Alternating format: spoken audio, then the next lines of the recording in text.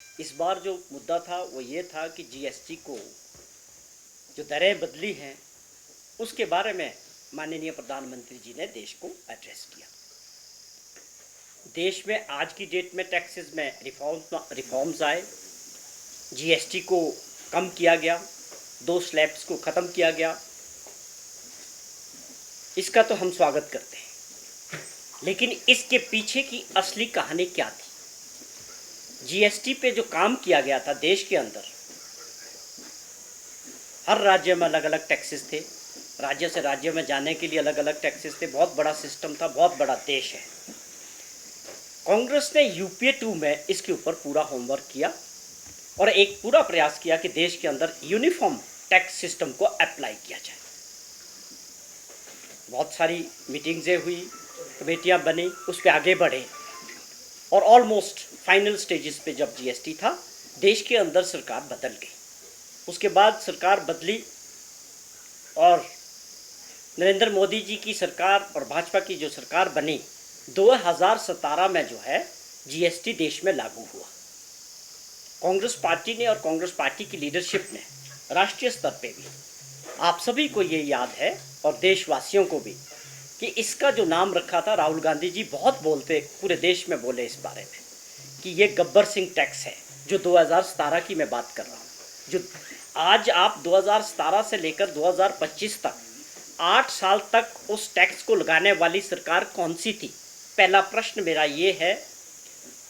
जो यहाँ भी हमारे विपक्ष के नेता हैं, ठाकुर जयराम जी ने भी जीएसटी को लेके परसों बात की और इनके और नेता भी हिमाचल प्रदेश में इसको लेके बड़ी उपलब्धियों वाली जो बात जनता के सामने रख रहे हैं, उनसे भी मेरा प्रश्न है, आप लोगों के माध्यम से भी, कि 2017 में जब ये जीएसटी टैक्स लगा तो उस वक्त किसकी सरकार देश में थी? कौन देश के प्रधानमंत्री थे?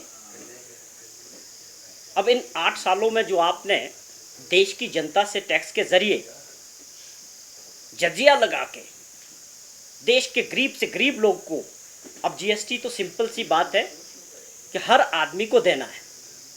इनकम टैक्स की अगर हम बात करें तो केवल वही लोग देंगे जिनके पास कमाई होगी, जो उसमें आएंगे।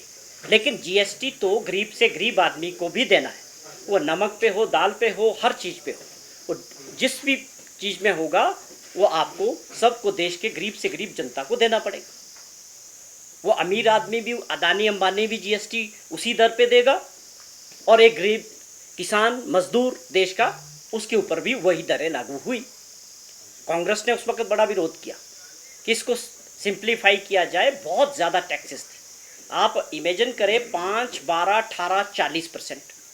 आप लगातार 8 साल तक देश को सरकारी खजाने में निचोड़ के लोगों के, अब आप बोलते कि हमने अब इसको जो है ठीक किया है, ये अच्छा है। हम तो उसी वक्त ये मांग कर रहे थे कि दुनिया में अंदर ऐसे कोई देश नहीं है जितना टैक्स आप लगा रहे हैं, हर चीज़ पे टैक्स था।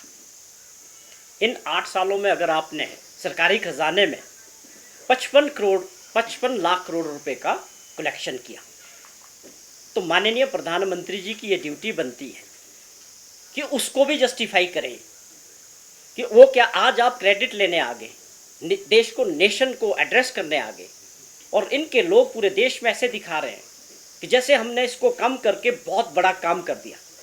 लगाने वाले भी आप थे, हटाने वाले भी आप हैं। अब यहाँ आप किसको दोष देना चाहते हैं, किसको गाली देना चाहते हैं कि जी क्या पिछली सरकार ने लगाया था ये जीएसटी?